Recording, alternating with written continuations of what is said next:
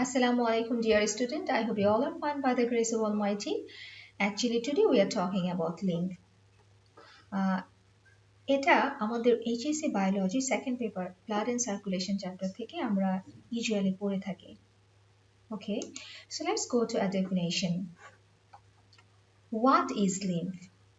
Sometimes, actually, what do?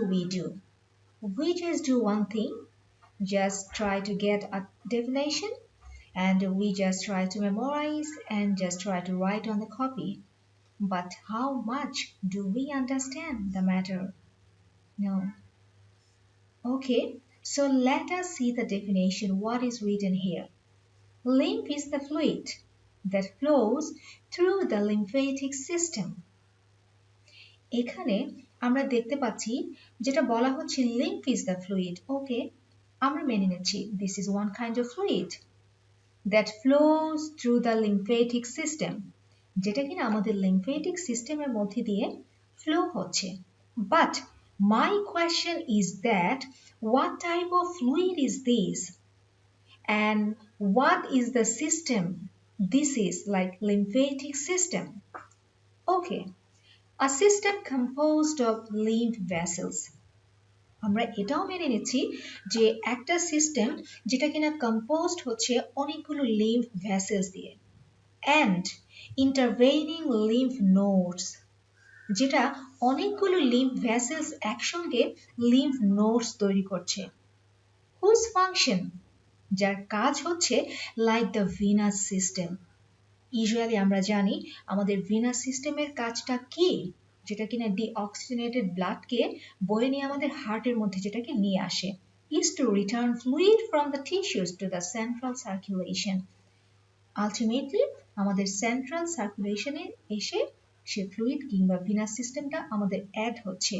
So আমরা এখানে দেখতে পাচ্ছি যে লিম্ফ ইজ দ্য ফ্লুইড. ওকে, একটা ফ্লুইড যেটা লিম্ফেটিক সিস্টেমের মধ্যে দিয়ে ফ্লো হচ্ছে এবং অনেকগুলো লিম্ফেটিক সিস্টেম একসঙ্গে হয়ে এখানে হচ্ছে লিম্ফ ভেসেলস.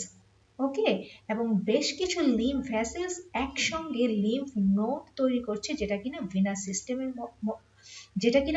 সিস্টেমের মতো করে কাজ করছে এবং অ্যাট লাস্ট আলটিমেটলি আমাদের ফাইনাল কিংবা সেন্ট্রাল সার্কুলেশনের সঙ্গে এসে মিক্স হয়ে যাচ্ছে, রিটার্ন হয়ে অ্যাড হয়ে যাচ্ছে. That is the definition.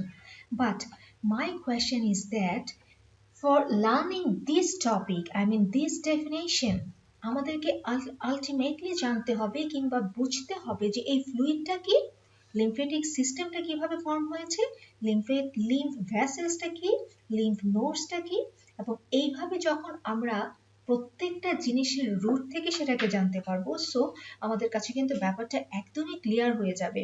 আমরা একটা বুকিশ ওয়েতে এটাকে মেমোরাইজ করে কপিতে না লিখে সবসময় আমাদেরকে বুঝতে হবে যে আমাদেরকে পুরোটা ব্যাপার এই ডেফিনেশনের মধ্যে যে কয়টা ওয়ার্ড আছে, যে কয়টা ব্যাপার আছে, সেটা প্রত্যেকটাকে আমাদেরকে একটু ভালোভাবে বুঝে নিতে হবে. So that is the fact. Now we are going to the next slide. Okay, আমরা আবারও আগের স্লাইডটিতে যাচ্ছি যেখানে বলা হয়েছিল যে লিম্ফ ভেসেলস. ঠিক আছে? ওকে, now we are going to about to know the blood vessels. আমরা কিন্তু প্রত্যেকেই ব্লাড ভেসেলসটা কি সেটা জানি. Blood vessels different types of, যেটা কিনা আছে it can be artery, it can be vein, it can be capillary, it can be lymph. ঠিক আছে? এখন ব্লাড ভেসেলস যে টিউব কিংবা এটা হতে পারে আর্টারি, ভেইন, ক্যাপিলারিজ, হতে পারে ব্রড, হতে পারে ন্যারো, যেটার মধ্যে দিয়ে ব্লাড কি হবে, ফ্লো হবে, চলাচল করবে, সেটাকে আমরা বলছি blood vessels. Usually we know artery from the heart that carries the oxygenated blood, and we know about vein to heart that carry the deoxygenated blood. Okay, this picture actually shows from the heart, that is artery. ওকে, আর এখানে আরেকটা জিনিস আমাদেরকে বুঝে নিতে হবে কিংবা তোমাদের মাথায় রাখতে হবে যে আর্টারি থেকে যে ব্রাঞ্চটা বের হয়ে আসে, আমি স্মলার ভার্সন অফ আর্টারি, সেটাকে কিন্তু আমরা এখানে বলতে পারি আর্টারিয়াল। যদি এখানে পিকচারে নেই, বাট তোমাদেরকে জেনে নিতে হবে that is arterial. And this is vein, and from the vein the small branch will be venial. Okay, then from the arterial and from the venial there are a networking of vessels, যেটাকে কিনা আমরা বলছি capillaries. ওকে, ব্যাপারটা ঠিক এমন যে আমরা জানি ব্লাড আমাদের আর্টারি কিংবা আর্টেরিয়াল এর মধ্যে দিয়ে কিন্তু ফ্লো হচ্ছে, কিন্তু আলটিমেটলি এট লাস্ট ব্লাডটা কোথায় যাবে? It will goes to the cell, but our cell is very tiny, is very microscopic, so the cell needs blood vessels as like it. এটার মতো করে। সো ক্যাপিলারিসটা অনেক ছোট এবং অনেক টাইনি, যেটা কিনা ব্লাডকে একদম সেল পর্যন্ত পৌঁছে দিতে পারে। That is the fact. So আমরা ব্লাড ভেসেলসগুলো কি, আমাদের আর্টারি, ক্যাপিলারিস, ভেইন, এগুলো হচ্ছে ব্লাড ভেসেলস। বাট এখানে আমরা দেখতে পাচ্ছি যে lymph vessels, obviously that means lymph যে টিউবের মধ্যে করে সেটা ফ্লো হচ্ছে, সেটাকে কিন্তু আমরা লিম্ফ ভেসেলস বলতে পারি। বাট আমরা একটু জেনে নেব যে লিম্ফ ইজ দ্য ফ্লুইড। এটা কি ধরনের ফ্লুইড, এটা কোত্থেকে আসে, কোথায় যায়, এটা অরিজিনেটেড, যেটার অরিজিনটা কি সেটা আমাদেরকে জানতে হবে। Okay, we are going to the next slide. এখানে আমরা যখন দেখতে পাচ্ছি যে ক্যাপিলারি, এখানে আমরা ক্যাপিলারিটাকে যদি, দ্যাট মিনস ক্যাপিলারির স্ট্রাকচারটাকে যদি একটু ভালোভাবে দেখি, আমরা দেখতে পাবো যে এই যে দ্যাট ইজ ক্যাপিলারি, এবং ক্যাপিলারির মধ্যে করে আমাদের red blood cell. Everyone know the blood components, three types of blood corpuscles. Usually two components, plasma and blood corpuscles. And blood corpuscles again three types: red blood cell, white blood cell, and platelet. The full name of this like erythrocyte, leukocyte, and thrombocyte. Okay, so এখন red blood cell, যেটার function আমরা সবাই খুবই, and you know very well from your early stage of your study life that the function of red blood cell is to carry oxygen to the whole cell of the body. ঠিক আছে, আমাদের red blood cell কি করে, আমরা যে অক্সিজেনটাকে breathe in করছি সেটাকে carry করে, সেটাকে বয়ে নিয়ে আমাদের সমস্ত শরীরের আমাদের সেলের মধ্যে পাঠিয়ে দিচ্ছে। ওকে, সো এখন সেই আমাদের হার্ট হয়ে, আর্টারি হয়ে, আর্টেরিয়াল হয়ে ক্যাপিলারিস, এখানে সেই ক্যাপিলারি স্ট্রাকচারটাকে যদি আমরা একটু ভালোভাবে দেখি, আমরা দেখতে পাবো যে এই ক্যাপিলারির মধ্যে এসে এই যে এখানে পার্ট আছে, you are seeing that is red color, and you are seeing this part is actually blue color, and you already know what does it mean the red and what does it mean the blue. এই capillary এই পর্যন্ত হচ্ছে artery capillary, এবং এখান থেকে শুরু হয়ে গেছে ভেইন ক্যাপিলারি, যেখানে কিনা আমাদের এখানে সেল পর্যন্ত এসে এখান থেকে আবার ডিঅক্সিজেনেটেড ব্লাডটাকে এই ক্যাপিলারি হয়ে, ভেইন হয়ে, সেটা আবার আমাদের হার্টে পাঠিয়ে দিচ্ছি, এবং সেখান থেকে রিফ্রেশড হয়ে আবার অক্সিজেনেটেড ব্লাডটা কিন্তু আমাদের হার্ট হয়ে আবার আর্টেরিয়াল হয়ে ক্যাপিলারি দিয়ে আমাদের পুরো সেলস, হোল বডি সেলে পৌঁছে যাবে। এখন ব্যাপার হচ্ছে এই যে রেড ব্লাড সেল ক্যাপিলারির মধ্যে দিয়ে যাচ্ছে, এখানে এসে red blood cell অক্সিজেনটাকে এবং nutrients that we eat, you know, we need food for our surviving. Why? Because we need nutrients. The cells of our body need nutrients and oxygen. ঠিক আছে, তো এখানে যখন রেড ব্লাড সেল অক্সিজেন কিংবা নিউট্রিয়েন্টসটাকে ছেড়ে দিচ্ছে, where? To body cell. Then what happened? After metabolism, After their metabolic activities, the excrete or the excretory wastes already made here, like carbon dioxide, some of the wastage, এগুলো কি হবে আমাদের body sell থেকে আবার সেই capillary হয়ে vein হয়ে আমাদের হার্টে চলে যাচ্ছে। তো actually I want to say the structure of the capillary, এটার ভিতরে অ্যাকচুয়ালি কি হচ্ছে। ক্যাপিলারির ভিতরে এসে আমাদের সেলে কি করছে, রেড ব্লাড সেল অক্সিজেন এবং নিউট্রিয়েন্টসকে ছেড়ে দিচ্ছে এবং এখান থেকে তারা কার্বন ডাইঅক্সাইড এবং ওয়েস্টেজটাকে নিয়ে আবার ক্যাপিলারি হয়ে ভেইন হয়ে আমাদের হার্টে পাঠিয়ে দিচ্ছে। ওকে, next we are going to another slide. এখানে যে ব্লু কালার যেটা আছে সেটা হচ্ছে ভ্যানিউল এবং রেড কালার যেটা আছে সেটা হচ্ছে arterial. অলরেডি আমি এখানে বলেছিলাম যে artery, the smaller version of artery actually the arterial, and from the vein this branch is called the venial. Okay, এই পিকচারটাকে যদি আমরা একটু ভালোভাবে দেখি আমরা দেখতে পাবো যে অ্যাকচুয়ালি এটা যদি আর্টেরিয়াল হয় তাহলে আর্টারি থেকে যে ব্রাঞ্চেস গুলো বের হয়ে এসেছে সেটা হবে কি ব্লাড ক্যাপিলারি। ওকে, ঠিক এইরকম ভাবে এখানেও ভ্যানিউলের পর যে ব্রাঞ্চেস গুলো দেখা যাচ্ছে সেগুলো হবে কি ভ্যানিউলের পর যেগুলো দেখা যাচ্ছে সেগুলো হবে ক্যাপিলারি। ওকে, তাহলে এই যে রেড কালার আর্টারিয়াল কিংবা ক্যাপিলারি এবং ব্লু কালার ভ্যানিয়াল কিংবা ক্যাপিলারি, এর মাঝখানে যে নেটওয়ার্কিং আছে এই দুইটা কালার ছাড়াও কিন্তু আমরা এখানে আলাদা আরেকটা কালার দেখতে পাচ্ছি যেটা কিনা green. So what is this, এটা কি কিংবা কি ধরনের ক্যাপিলারি? অ্যাকচুয়ালি সেটা হচ্ছে লিম্ফেটিক ক্যাপিলারি। তাহলে আমাদের যে ভেসেলস গুলো আছে কি ধরনের হতে পারে?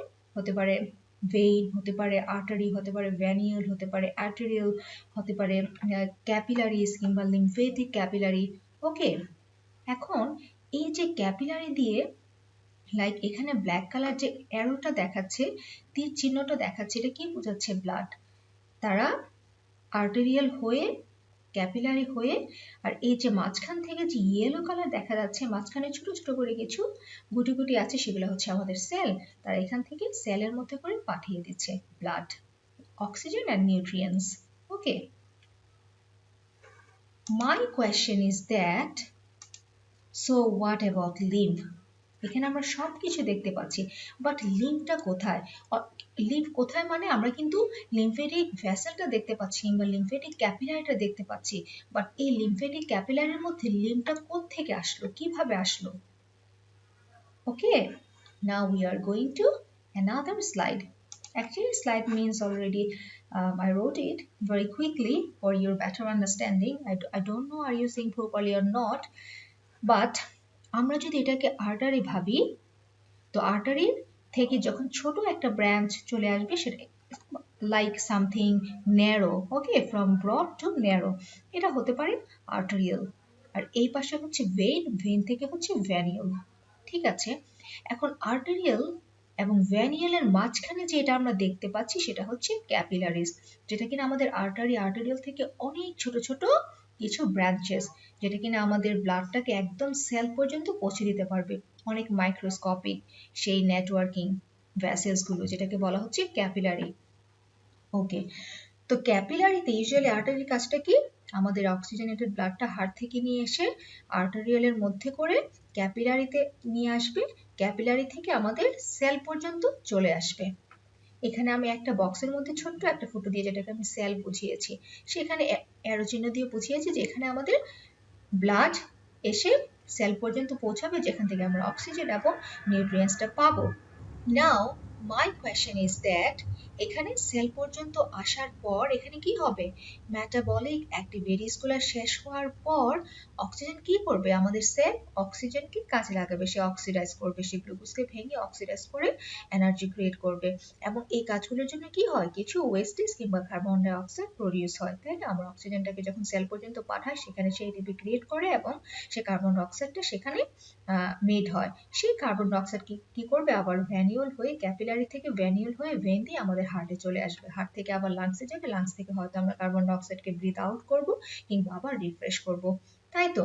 But the question is that এই যে আর্টারিয়ালের পরবর্তী যে জায়গাটা, the end of arterial, you can see the what is my mouse is here, যেখানে আমার মাউসটাকে আমি ধরে রেখেছি, এই যে ক্যাপিলারি এবং আর্টারিয়ালের মাঝখানে যে জায়গাটা, আমরা জানি যে আমাদের ব্লাড একটা প্রেসার ক্রিয়েট, আমাদের হার্ট থেকে হার্ট যখন পাম্প করে একটা প্রেসারে কিন্তু আসে, এবং আমরা অলওয়েজ জানি যে ব্লাড যখন আমাদের হার্ট যখন পাম্প করে, যখন আর্টারি দিয়ে সে আসে, তখন কিন্তু আর্টারির যে লেয়ারটা আছে, দেয়ালটা আছে, তার গায়ে কিন্তু একটা ধাক্কা খায়। What do you mean by blood pressure? Blood কিন্তু অলওয়েজ একটা প্রেশারের মধ্যে দিয়ে আসে। ব্লাড যদি প্রেশারের হার্ট যখন পাম্প করে, সে কিন্তু সেই মুহূর্তের মধ্যে আমাদের পুরো বডি অর্গান প্রত্যেকটা সেল পর্যন্ত তো ব্লাডকে পৌঁছে যেতে হবে। সেই জন্য কিন্তু ব্লাডটাকে কি করে, যখন আমাদের হার্ট যখন কন্ট্রাক্ট হয়, তখন সে একটা প্রেশারের মধ্যে দিয়ে সে আসে। ঠিক তখন কি হয়, আর্টারিয়ালের যে লেয়ারটা আছে, ঠিক আছে, দেয়ালটা আছে, সেখানে একটা ধাক্কা খায়, এবং আর্টারিয়ালের শেষ জায়গায় এবং ক্যাপিলারিসের শেষ জায়গায় যখন আসে, এই জায়গাটায় তোমরা জানো যে ব্লাড কম্পোনেন্টস, ব্লাডে কি থাকে, কর্পাসেলস থাকে, সেলস, এবং থাকে প্লাজমা, কিছু ফ্লুইড থাকে, যেটাকে আমরা বলি যে লিকুইড পার্ট, ওটার নাম হচ্ছে plasma. So plasma and corpuscles. Okay, এখানে সে আর্টারিয়ালের এবং ক্যাপিলারিসের মাঝখানে এই জায়গাটায় এসে কিছু প্লাজমা, যখন ব্লাডটা যখন একটা প্রেসারের মধ্যে দিয়ে আসে, ঠিক তখনই কিছু প্লাজমা লিক আউট হয়ে যায়। তাহলে লিক আউট যদি হয়ে যায়, সে কিন্তু ক্যাপিলারিতে নাই, তার মানে আমাদের আর্টারিয়াল এবং ক্যাপিলারি থেকে বাইরে চলে আসছে। ঠিক আছে, বাইরে চলে এসে কোথায় চলে আসছে, আমাদের সেল, যেটা টিউবের মধ্যে ব্লাড তার রাস্তা দিয়ে যাওয়ার কথা, সেখানে না থেকে সে বাইরে চলে আসলো। আচ্ছা, for your understanding I am just showing another picture. আচ্ছা, এটা যদি ক্যাপিলারি হয়, তোমরা দেখতে পাচ্ছ যে ক্যাপিলারির মধ্যে দিয়ে রেড ব্লাড সেলটা ফ্লো হচ্ছে, এবং এই যে ক্যাপিলারির যে মাঝখানে কিছু ফুটো ফুটো জায়গা দেখা যাচ্ছে, এগুলা হচ্ছে হোলস কিংবা পোরস। হ্যাঁ, মানে পোরস, ছিদ্র, কিছু হোল থাকে। এই যে হোলগুলো দিয়ে কিছু প্লাজমা কি হয়, এখানে লিক আউট হয়ে যায়।